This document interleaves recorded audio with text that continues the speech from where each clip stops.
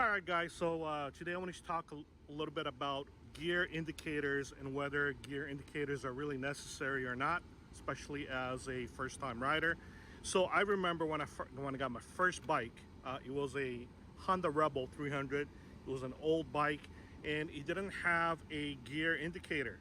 And I was just set on that, that I had to have one. So I started looking really heavily into buying an aftermarket gear indicator at Amazon because I was like, okay, I really need it because I'm not sure what it's going to be a safer deal because then I'll know what gear I'm on.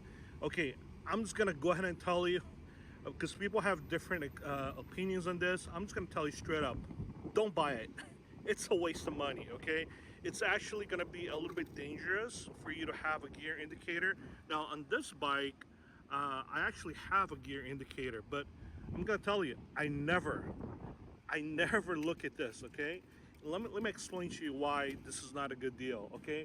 If you are at a point where you need to look down to see what gear you're on, two things are going to happen. One, you're not going to have your eyes on the road. You're going to be looking down.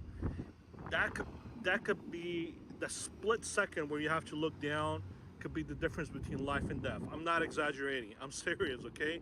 So, second, if you are at a point where you really need to have a gear indicator to know what gear you're on, that's an indication that you need to practice more, okay?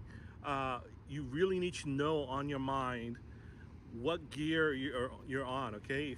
If you're in doubt, just shift down to first gear and then you work your way back up, okay?